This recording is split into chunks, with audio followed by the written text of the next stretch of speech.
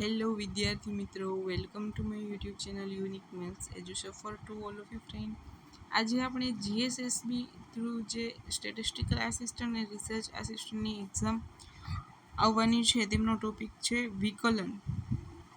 એના સિલેબસની અંદર જે વિકલન નામનો ટોપિક છે મેથેમેટિક્સમાં, એના વિશે વાત કરીશું. તો વિદ્યાર્થી મિત્રો, હજી સુધી તમે વિડીયોને લાઇક નથી કર્યું તો હરીઅપ વિડીયોને લાઇક કરી દો. એન્ડ અગર આપ इस चैनल में नहीं जुड़े हुए हैं तो ચેનલને સબસ્ક્રાઈબ કરી દો. આપણે વાત કરીશું વિકલન એપિસોડ નંબર 5 વિશે.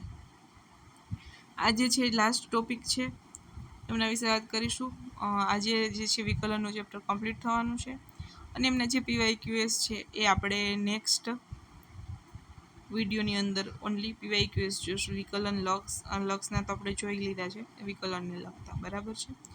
તો વિદ્યાર્થી મિત્રો, આજનો ટોપિક છે ખર્ચ વિધેયનું ન્યૂનતમીકરણ તથા આમદની વિધેય અને નફાના વિધેયનું મહત્તીકરણ. એટલે ખર્ચ વિધેયનું ન્યૂનતીકરણ અને આમદની યાની કે ખર્ચ અને નફા વિધેયનું મહત્તમકરણ ક્યારે થાય છે એના વિશે વાત કરીએ તો વ્યવહારમાં કોઈ પણ વસ્તુના ઉત્પાદનમાં થતો ખર્ચ ન્યૂનતમ થાય તેમજ ઉત્પાદિત એકમો વેચવાથી થતી આમદની અને નફો મહત્તમ થાય એ પ્રકારના પ્રશ્નો ઉકેલવાના હોય છે. ખર્ચ જે છે ન્યૂનતમ થાય અને ઉત્પાદનમાં વધારો થાય. આવક, ઉત્પાદન એટલે આવક, નફો મહત્તમ થાય એ પ્રકારના પ્રશ્નો ઉકેલવાના હોય છે. આપણે જાણીએ એ પ્રમાણે ઉત્પાદન ખર્ચને સી અથવા તો ઉત્પાદિત એકમોના વેચાણમાંથી થતી આમદની આર, નફાને પી, પ્રોફિટ, એક્સના વિધેય તરીકે રજૂ કરી શકાય અને વિકલનનો ઉપયોગ કરી ન્યૂનતમ અથવા તો મહત્તમ ક્યારે થાય છે તે નક્કી કરી શકાય છે. આપણે આગળના વિડીયોની અંદર આમદની, નફો, ઉત્પાદનનું ખર્ચ, આ બધા વિધેય વિશે વાત કરી છે, એમને વિસ્તૃતમાં ચર્ચા પણ કરેલી છે પ્રીવિયસ વિડીયોની અંદર. બધા જે છે એ એક્સના ફંક્શન છે. તો એ બધા ફંક્શનને ન્યૂનતમ અને મહત્તમ કરીને આપણું જે ક્વેશ્ચન છે સોલ્વ કરી શકાય છે કે ઉત્પાદન ખર્ચના વિધેય સીને જો ઉત્પાદન ખર્ચના વિધેયને ન્યૂનતમ બનાવવાનું હોય તો શું શરત છે. તો આપણે ન્યૂનતમની વ્યાખ્યા જોઈ હતી, ન્યૂનતમના એક્ઝામ્પલ જોયા હતા. એવી જ રીતે વિધેય જે આપેલું છે ઉત્પાદન ખર્ચનું વિધેય, એને with respect to x equal to 0 કરવાનું. First time derivative equal to 0 કરવાનું અને જો second time derivative greater than 0 હોય તો જે ફંક્શન છે એ ન્યૂનતમ થશે. અને તેવી જ રીતે આમદની આરને મહત્તમ બનાવવા માટેની શરત છે. મહત્તમ બનાવવું હોય તો ફંક્શન જેને મહત્તમ બનાવવું છે વિથ રિસ્પેક્ટ ટુ 0 લેવાનું.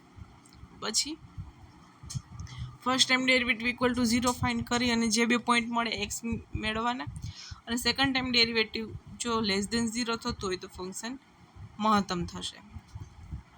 અને નફાને મહત્તમ બનાવવા માટેની શરત, તો નફાનું જે ફંક્શન છે ને એક્સની respect to first time derivative 0 લેવાનું અને સેકન્ડ ડેરિવેટિવ લેસ દેન 0 હોય તો મહત્તમ થાય. એટલે કે ન્યૂનતમ ખર્ચ, મહત્તમ આમદની અને મહત્તમ નફો મેળવવાની રીત સમજ્યા કેટલાક ઉદાહરણો જોઈએ, બરાબર. ઉદાહરણો થ્રુ વાત કરીએ તો આપણને દરરોજ એક્સ ટનનું એક્ઝામ્પલ નંબર 32 કે દરરોજ એક્સ ટન ઉત્પાદન કરવા માટે એક વસ્તુનું એક ટન દીઠ ઉત્પાદન ખર્ચ ફંક્શન શું છે ઉત્પાદન ખર્ચ જે આપેલું છે 10x² - 1000x + 50,000. તો કેટલા ટન ઉત્પાદન કરવાથી ખર્ચ ન્યૂનતમ થશે અને ન્યૂનતમ ખર્ચ પણ શોધો. કેટલા ટન ઉત્પાદન કરીએ તો જે છે ખર્ચ ન્યૂનતમ થાય અને ન્યૂનતમ ખર્ચ પણ મેળવવાનો છે. અહીંયા ઉત્પાદિત ખર્ચ આપેલું છે. ઉત્પાદન ખર્ચનું વિધેય સી બરાબર 10x² - 1000x + 50,000. એનું ન્યૂનતમ ખર્ચ મેળવવાનું છે એટલે સેકન્ડ ટાઈમ ડેરિવેટિવ ફાઇન્ડ કરવું પડશે અને કયું ન્યૂનતમ ખર્ચ શું થાય છે એ પણ મેળવવું પડશે. એટલે first time derivative equal to 0 મેળવશું. જે એક્સની કિંમત મળશે એ એક્સની કિંમત સેકન્ડ ડેરિવેટિવની અંદર પુટ કરશું એટલે જે વેલ્યુ મળશે એ આપણને એમની ન્યૂનતમ ખર્ચ મળશે.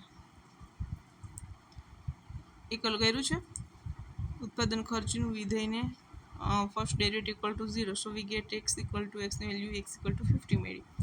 દેન સેકન્ડ ટાઈમ ડેરિવેટિવ શું મળે છે 20. ઓકે, ઓનલી 20 જ છે. તો second time derivative 20 is the positive value, so greater than 0 ધન સંખ્યા થશે, એટલે જે આપણું ફંક્શન છે ન્યૂનતમ મળે છે. હવે ન્યૂનતમ ખર્ચ શોધવા માટે x બરાબર 50 ને ઉત્પાદિત ખર્ચના વિધેયમાં મૂકતા, એટલે ફંક્શનની અંદર x બરાબર 50 મૂકી દેવાનું અને આપણને જે વેલ્યુ મળે છે 25,000 એ શું થશે તો કે ન્યૂનતમ ખર્ચ મળશે. બરાબર. આવી જ રીતે આગળનું એક્ઝામ્પલ પણ કરવાનો છે. એક્ઝામ્પલ નંબર 33 ની અંદર એક ફેક્ટરી જે છે x એકમોનું ઉત્પાદન કરે છે, તેની ઉત્પાદન ક્ષમતા જે છે એ દરરોજના 60,000 એકમની છે. ઉત્પાદિત ખર્ચનું વિધેય આપ્યું છે 25,000 વત્તા 0.08x plus 2 crore upon x, જે છે એ ન્યૂનતમ ખર્ચ માટે કેટલા એકમોનું ઉત્પાદન કરવું પડે. ન્યૂનતમ ખર્ચ મેળવવાનો છે. વિધેય આપ્યું છે, ફર્સ્ટ ટાઈમ ડેરિવેટિવ ફાઇન્ડ કરવાનું.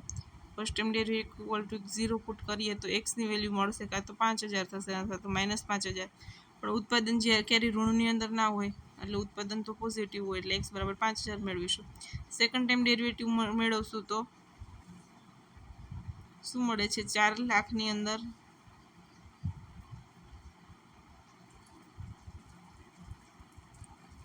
4 કરોડના છેદમાં x ક્યુબ એવું મળે છે, જે ઓલવેઝ ગ્રેટર ધેન 0 હશે. x બરાબર 5,000 મૂકશું તો જે વિધેય મળે છે ગ્રેટર ધેન 0. ગ્રેટર ધેન 0 જો સેકન્ડ ટાઈમ ડેરિવેટિવ મળતું હોય તો વિધેય કેવું થાય ન્યૂનતમ થાય. બરાબર. તો x બરાબર 5,000 માટે ઉત્પાદન ખર્ચ ન્યૂનતમ મળે છે.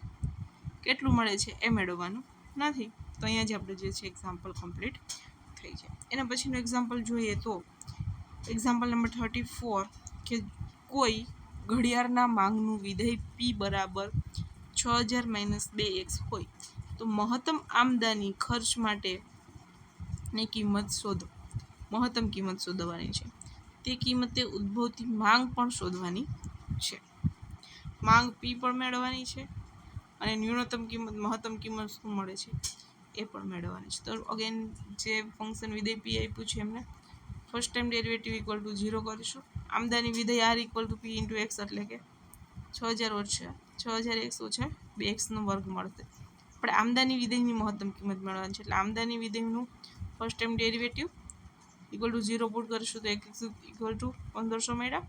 હવે એનું સેકન્ડ ટાઈમ ડેરિવેટિવ મેળવશું આમદની વિધેયનું, એમની અંદર x ઇક્વલ ટુ 1,500 પુટ કરીશું તો એનું મહત્તમ કિંમત જે છે એ મળશે અને કિંમત તે જ કિંમત માટે માંગ પણ મેળવવાની છે. p પણ વેલ્યુ ફાઇન્ડ કરવાની છે. કઈ વેલ્યુ માટે તો x ની 1,500 પુટ કરતા.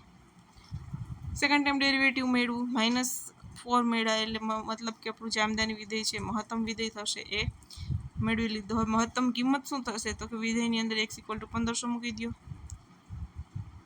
બરાબર. તો માંગ માટે કિંમત થશે p ઇક્વલ ટુ 3,000. માંગ માટેની કિંમત p ઇક્વલ ટુ 3,000 અને x બરાબર 1,500 માટે આમદની મહત્તમ થશે. એના પછીનું એક્ઝામ્પલ જે છે 35. આ પ્રકારના એક્ઝામ્પલ એક ક્વેશ્ચન તો હોય છે એમસીક્યુની અંદર. આપણે નેક્સ્ટમાં જોઈશું પીવાયક્યુએસની અંદર કયા પ્રકારના પ્રશ્નો હોય છે. ક્વેશ્ચન નંબર એક્ઝામ્પલ નંબર 35 કે એક ઉત્પાદકના ઉત્પાદન ખર્ચનું વિધેય આપેલું છે c is equal to 100 plus 0.015x² અને આમદની વિધેય r ઇક્વલ ટુ 3x છે. ઉત્પાદન ખર્ચ વિધેય આમદની વિધેય આપ્યું છે તો નફાનું વિધેય શોધો. નફાનું વિધેય કયું છે એ મેળવવાનું છે. ઉત્પાદકે નફાનું વિધેય શું થશે તો કે r માઇનસ છે.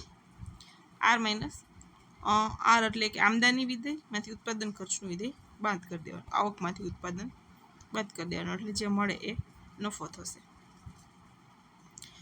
બીજું શું મેળવવાનું છે તો કે ઉત્પાદકે મહત્તમ નફા માટે કેટલા એકમનું ઉત્પાદન કરવું જોઈએ. મહત્તમ નફો મેળવવો હોય તો કેટલા એકમનું ઉત્પાદન કરવું જોઈએ. એટલે મહત્તમ કિંમત ઉત્પાદન વિધેયની મહત્તમ કિંમત મેળવવાની છે. હવે અહીંયા આપણને ઉત્પાદન ખર્ચનું વિધેય અને આમદની વિધેય આપ્યું છે, એના ઉપરથી આપણે નફાનું વિધેય મેળવું. નફાના વિધેય માટે મહત્તમ કિંમત શોધવાની છે. નફાના વિધેય માટે મહત્તમ નફો કેટલો છે એમ. તો મહત્તમ નફાના વિધેયનું ફર્સ્ટ ટાઈમ ડેરિવેટિવ ફાઇન્ડ કરશું, ઇક્વલ ટુ 0 પુટ કરીશું તો x ઇઝ ઇક્વલ ટુ 100 મળશે. સેકન્ડ ટાઈમ ડેરિવેટિવ મેળવીશું તો એ માઇનસ ઋણ મળે છે, એટલે આપણે જે નફાનું વિધેય છે એ શું થશે, તો મહત્તમ વિધેય બનશે. સેકન્ડ ટાઈમ ડેરિવેટિવ ઋણ છે એટલા માટે x બરાબર 100 માટે નફાનું મહત્તમ કિંમત મેળવીશું, નફાના વિધેયની મહત્તમ કિંમત. તો x બરાબર 100 માટે નફો મહત્તમ થશે. બરાબર, નફાના વિધેય શોધો. ક્વેશ્ચનમાં શું શું માંગ્યું છે, નફાનું વિધેય શોધો. આ આપણને નફાનું વિધેય મળી ગયું. ઉત્પાદકે મહત્તમ નફા માટે કેટલા એકમોનું ઉત્પાદન કરવું જોઈએ, તો 100 એકમોનું ઉત્પાદન કરવું જોઈએ. મહત્તમ નફો મેળવવો હોય કેટલા એકમોનું ઉત્પાદન કરવું જોઈએ, તો x બરાબર 100 એકમોનું ઉત્પાદન કરવું જોઈએ. બે ક્વેશ્ચન, બે જ આન્સર માંગેલા છે. તો અહીંયા આપણે જોઈ શકીએ છીએ વિદ્યાર્થી મિત્રો, જે વિધેય નામનું ચેપ્ટર છે એમની અંદર મોસ્ટ પ્રોબેબલી બધા ટોપિકનો જે છે ઓવરઓલ લઈ લીધેલું છે. બધા ટોપિક આવી ગયા છે આ ચેપ્ટરની અંદર.